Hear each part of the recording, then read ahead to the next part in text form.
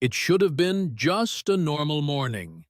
That is, if you define normal as waking up at 4 a.m., dressing in black funeral clothes in the dark, and trying not to spill coffee on congressional briefing notes held together with a bobby pin. Dr. Charlene Hawkins, sociology professor, and a woman who could flip arguments like pancakes, was on her way to Dallas. Love Field. She wasn't going on vacation. She wasn't filming TikToks. She was trying to catch a flight to Jackson, Mississippi for her cousin's funeral. A man she described as the non-preachy version of Morgan Freeman. After 3 weeks zigzagging across America speaking about social justice, Charlene just wanted to make it in time, read a short farewell and hug her niece. But no fate, or more precisely, a ticket counter employee with bleached hair and a "ma'am, I don't care who you are" attitude had other plans. Charlene approached the Southwest counter, one hand holding strong coffee, the other scrolling through emails. She wore a simple black dress under a lightly wrinkled blazer, the kind of outfit black women wear to avoid being labeled threatening, but still enough to get asked, "Are you really a professor?"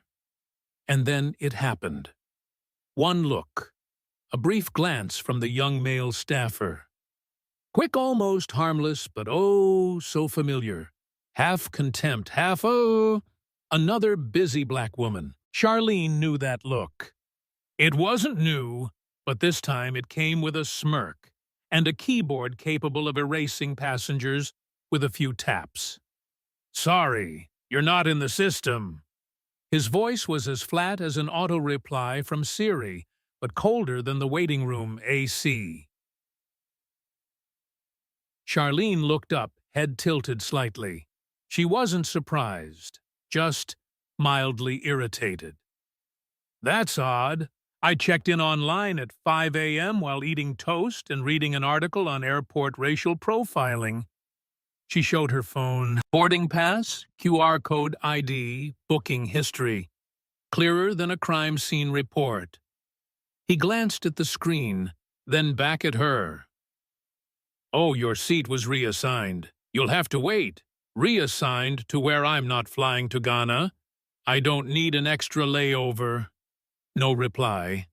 Instead, he turned to a colleague waving like someone calling friends over to watch a Facebook argument. Another staffer appeared expressionless, like she'd been programmed with an Ignore Black Women OS. "You've been flagged for a random security check," she said, voice like a school rulebook. "Random?" Charlene chuckled. "Sis, I've flown this route 4 times this year, and every time it's random. Sounds pretty familiar." But the smile disappeared as soon as she heard the legendary phrase, "If you don't calm down, we'll have to escort you." Charlene raised an eyebrow. "Calm down.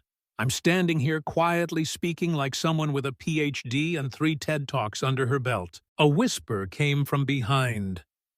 "That's Charlene Hawkins." But it didn't matter. Here she wasn't a professor, not a speaker, not a grieving woman en route to a funeral. Here she was a problem with melanin and too many questions, and just like that, the spell was cast. "Security, please assist." Charlene pressed her lips together. No arguing, no yelling. She just stood there staring at a stain on the carpet, as if wondering whether this so-called random screening ever happened to people named Becky or Connor. 2 TSA agents approached like background extras in a low-budget action film. Heavy steps, blank expressions, eyes that looked like they'd just watched a training video on identifying threat indicators and immediately decided Charlene was one. "Ma'am, please come with us to verify some information." Charlene raised an eyebrow again. Not because she was surprised, because she was far too familiar with this. "Please, come with us?" Script: "I'm not a Russian agent. I'm going to a funeral. For my cousin Malik, the only man in my family who could make peanut butter sandwiches without burning the toast. Ma'am, please don't make this difficult." And who exactly is making it difficult here? She held up her boarding pass, her ID, even a printed email confirmation of her flight with a smiley face emoji from the airline system. But they didn't look. They didn't need evidence. They just needed a reason to look by the book. And then came the classic line, like a doorbell ringing. Before injustice entered, this is not a request. This is an order. Charlene lifted her chin, took a deep breath, thought briefly of her last lecture on civil liberties, and exhaled with a soft smile. An order, huh? So is this the part where you check if I'm Rosa Parks reincarnated? They escorted her through a small door off to the side of the boarding area. No explanation, no smile, no eye contact that said, "We get it." Just silence, lit by flickering fluorescent lights, the kind reserved for injustice. A third agent appeared, petite, but her stare screamed state-level terrorist alert. "We're going to search your person and belongings. Please, raise your arms." Charlene glanced up at the ceiling. "Will you be checking my heart too? Because it's heavy with grief. But I guess that's not on your list of restricted items." She raised her arms, body still. The chill of rubber gloves touched her skin, but it was nothing compared to the cold this system reserved for black women, especially ones who knew who they were. Her bag was torn apart. Makeup, toothbrush, notes from her recent congressional speech, all laid out like evidence, as if she were being interrogated, not traveling to say goodbye to someone she loved. One TSA agent asked, eyes still averted, "Do you have any questions?" Charlene glanced at her watch, 7:16 a.m. Her flight had taken off. "No, thank you," she replied, her tone so sharp it could have triggered another TSA check for dangerous sarcasm. She sat down on a cold metal bench, eyes fixed on nothing. She hadn't just missed a flight. She'd missed a farewell, a promise. And more than anything, she'd lost one more piece of faith, that knowing the law, staying composed, and being deeply aware of her own worth could somehow protect her dignity. Charlene sat there, not like a woman waiting to board a plane, but like a main character forcibly cut from a script by an invisible director who believed her skin tone was a more suspicious resume than any suitcase. She pulled out her phone. Short, no flourish. Dragged away. Missed flight. "I need you." Send. The message went to the one man who, when entering a room, made people sit up straight without ever needing to say his title. Clarence "the Gavel" Washington. Her husband, and former federal judge, the same man who once made a mayor resign with 3 questions and a single raised eyebrow, and he was parked less than 5 minutes from the airport. Meanwhile, at TSA, the performance continued. A sad little play called "Procedure is Everything." One staffer was calming his nerves with a granola bar behind the counter. Another pretended to check flight logs, clearly playing Wordle. They no longer spoke to Charlene. She was now like a headache they hoped would go away by break time. What they didn't know was this headache was about to become chest pain, because the man walking through the next door wasn't just a traveler. He was an earthquake in a 3-piece suit. 7:36 a.m. The automatic doors slid open. Clarence Washington stepped inside. Long black coat, shining leather shoes, tie knotted in the street executive style. But more intimidating than all of that was his silence, the kind that made the hallway 2 degrees colder. Charlene stood. She said nothing. He nodded. "You all right?" "All right." Selectively, Clarence turned to the nearest TSA agent. "Who's in charge here?" The agent stammered, Sorry. And you are?" "Clarence Washington, former federal judge, 11th Circuit Court of Appeals." "Now I'll ask again, who's in charge?"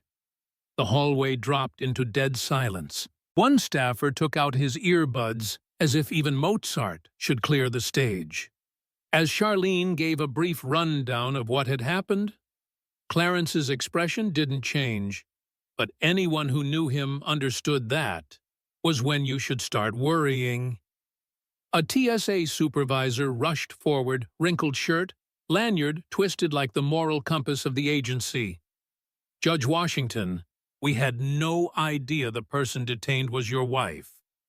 Clarence didn't shake his hand, didn't shrug, just said, "The scary thing is, you shouldn't have to know who she is, for her to be treated like a citizen."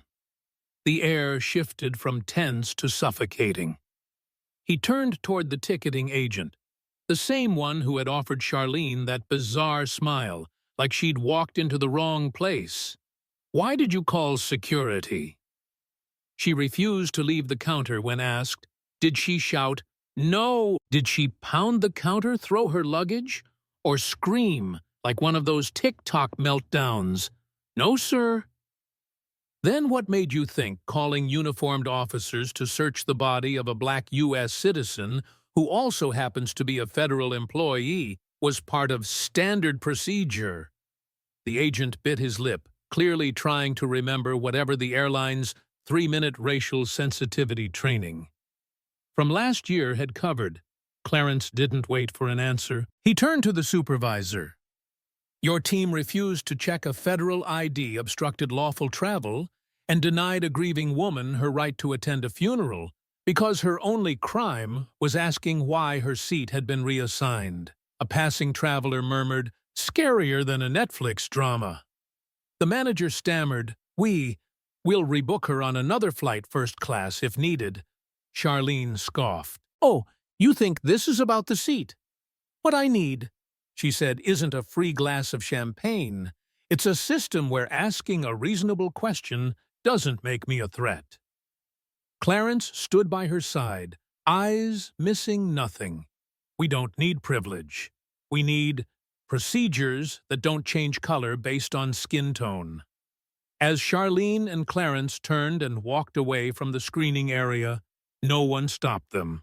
No spoken apology, no lunch voucher, no upgraded boarding pass. Just a silence heavier than an overweight suitcase. A young TSA staffer just off the night shift whispered to her co-worker, "We're screwed if this hits Reddit today." The co-worker shrugged. "I think it already did." Someone's been live streaming since the judge walked in, near the gate-side hallway. Charlene paused. She didn't cry. She didn't scream, but her eyes glistened. The kind of glisten that doesn't need a spotlight. "You know," she said softly, "I just wanted to attend a funeral. He was the cousin who used to carry me to school on rainy days. And here I am, having to prove my dignity at a check-in counter." Clarence nodded. "I know. And they didn't expect you to have a husband who once made 3 state governors," stammer, mid-hearing. Charlene let out a dry, quiet laugh, like Texas heat at noon. They stood beside their old sedan, taking a few breaths to collect themselves. Charlene's phone buzzed relentlessly. Messages from the office, from journalists, from Aunt Bessie in Jackson. The final message read, "He'd be proud of you, Charlene. Don't let anyone shrink you." Clarence glanced at her screen. "They're going to spin this." "Yeah," Charlene replied. "There'll definitely be a misunderstanding during processing. And the airline regrets the unexpected experience. Wanna bet they'll throw in a 15% discount code? Wouldn't be surprised. But 15% can't redeem dignity." Charlene looked back toward the terminal, where confused staff still loitered and passengers filmed like they were witnessing the finale of a drama. "They never bought tickets for," she said. "They're not afraid of me, but they'll remember me." Clarence nodded, as if he'd just heard the final ruling. "And next time when a black woman asks, why she's being treated differently. Maybe, just maybe, someone will answer her instead of calling security. If anything travels faster than light, it's an HD video of racial profiling with auto-generated subtitles. The 2-minute and 43-second clip begins with Charlene standing still as a statue, while 2 TSA agents follow procedures, then cuts to Clarence, entering the frame like a deity of justice in a maroon wool scarf. A TikToker captioned the moment simply, "Gate 19. She asked a question. They brought security. Then came the husband plot twist, like a Netflix movie. Within 6 hours, the hashtag Gate9Justice soared to Twitter's top 3. One user posted, "All she asked was, why was my seat changed?" And they reacted like she had uranium in her purse. Another wrote, "She's a congresswoman. But the point is, she shouldn't have to be one to be treated with respect." Meanwhile, at the Southwest Airlines corporate office, an emergency meeting was called. Not to investigate what happened, but to draft a press release with a regretful tone and zero accountability. Sample statement: "We sincerely regret the unexpected inconvenience experienced by our passenger. Southwest remains committed to professionalism and respectful service." Clarence skimmed the draft, nodded, then said, "Yep, classic formula. Regret, inconvenience, commitment, no actual promises." Meanwhile, in a small back room of the operations center, Cullen, the check-in agent who didn't know who she was Googling the exact rank of federal congresswoman. A colleague walking by muttered, "Next time Google first," before calling security. Cullen sighed.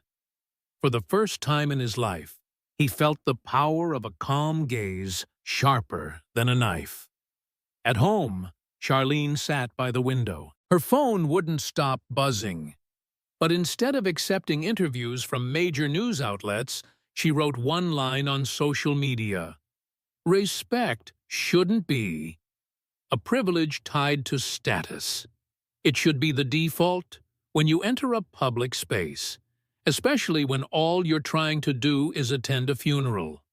The tweet was retweeted over 200,000 times in 12 hours, and that's when people started remembering Black mothers having their purses searched for walking too slowly through the scanner. Elderly Black men being asked, "Do you really have a ticket just for wearing a worn shirt?" Students being told to remove their headphones just to hear, "You don't belong on this flight." And now, for the first time, they had a face, a name, a video to point to Charlene. The next morning, before the sun even hit the airport's glass facade, Southwest Airlines' PR office was on fire. An emergency meeting was called. No iced coffee, no donuts, just faces stretched tighter than Wi-Fi cables. Mid-livestream, crash. "We need a strong response," the head of communications said. "We need to show we're listening, empathetic, responsible." "You mean, we're sorry," that doesn't actually say sorry. The whole room nodded, and thus the official press release was born. Southwest Airlines regrets the unexpected experience at Gate 19. "We are committed to continuously improving our service to ensure fairness and professionalism." Yes, unexpected, as if someone accidentally spilled coffee, not dragged a Black congresswoman out of line for asking why her seat was changed. Meanwhile, Charlene received a call from an airline rep. The woman's voice was polite, soft. "We'd like to offer you a complimentary upgrade to first class on your next flight," Charlene replied without hesitation. "I didn't ask for an upgrade. I asked to be treated like a human being. We're very sorry." "No, you're not sorry. You're just trying to cheapen this with a glass of champagne and a leather seat." She hung up. No yelling, no drama, just clarity. The press began to gather: CNN, MSNBC, even a few local stations. The questions came rolling in. Do you feel you were racially profiled? Do you think this was a systemic issue or an individual mistake? Are you planning to sue? Charlene said only one line enough to make the cameras hold their breath. If I had been a blonde woman in a Chanel blazer, would anyone have called security? And Clarence, he didn't speak at the press conference. He didn't tweet out a 20-line thread. He sent a single letter to the airline's executive board. I've presided over far bigger cases, but I've never seen a staff member call security over a question. I hope your company shows the same dignity you expect from your passengers. That evening, at a small seminar on justice and racial bias in travel, Charlene took the stage. No script, no glitzy backdrop. She told stories, not about the airport, but about how her mother was asked to remove her headscarf at an airport in 1998. How her younger brother was once detained for looking like someone in a file. How entire communities have had to say sorry before even opening their mouths. And she ended with a line that left the room in silence. If the system requires a black person to have a title to be believed, then it was never just to begin with. And that truly was the first real flight to take off, not in the sky, but in the consciousness of those watching. When the video of Charlene being removed from Gate 19 went viral, the first thing everyone said was, she didn't do anything wrong. The second, if this happened to a congresswoman, imagine what the average person goes through within 24 hours, the hashtag flying. While black hit the national top 5, each post told a story. A teacher asked to switch seats because she was too close to the cockpit. A nurse was detained for having suspicious-smelling luggage. It was braised fish. An 11-year-old boy was stopped because his face looked tense. He was just scared of flying for the first time. Meanwhile, Southwest panicked. The PR department hurriedly released a second apology, this time including Charlene's name and the word dignity. But still not a single line said we were wrong. So the community pushed harder. A boycott campaign was launched with the slogan, if they can't respect a congresswoman, what will they do to you? A community press conference was held right in front of Gate 19, where it all began. The first speaker, an elderly, brown-skinned woman who once had to recite the alphabet to prove she wasn't impersonating a citizen. A group of young lawyers launched a project called Air Justice, providing legal aid to victims of discrimination at airports. And Charlene, she still declined talk show invitations, didn't appear on CNN, signed no book deals. Instead, she published a blog post on her website titled, I just wanted to attend a funeral, but it seems America had another one to hold the funeral of fair public service. The post was shared millions of times, quoted on evening news, and teachers began including it in classrooms as a real-world case study on civil rights. A 10th grade student wrote in her essay, Charlene Lewis isn't just a congresswoman. She's a reminder that silence should never be the default. At this point, the airline had no choice. They were forced to terminate the employee at the check-in counter that day, Cullen, the one who had muttered, I didn't know who she was. In an unprecedented move, the airline announced, we will invite community representatives to help redesign our airport conduct policy. The first person invited Clarence Lewis, and he declined. We're not here to help you slap duct tape over your prejudice. We're here to uproot it. When reporters asked Charlene how she felt about the employee's firing, she responded, I don't celebrate anyone losing their job. I just want people to understand dignity should never be a privilege.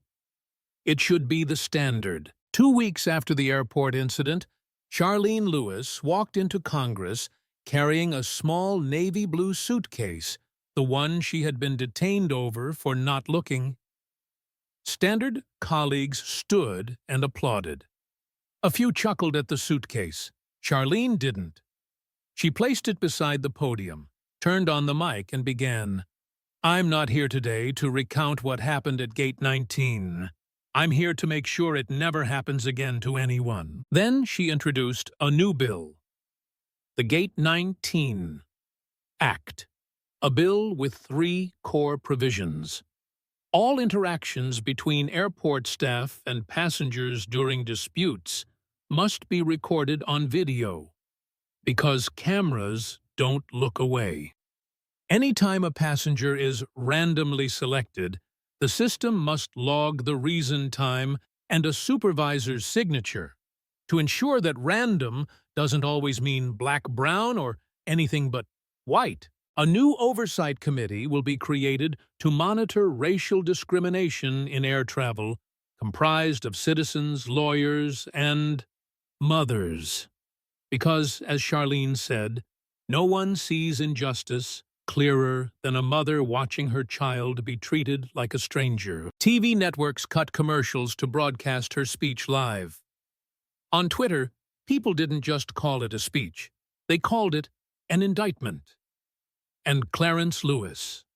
He sat quietly in the gallery, eyes glistening, lips, whispering one line.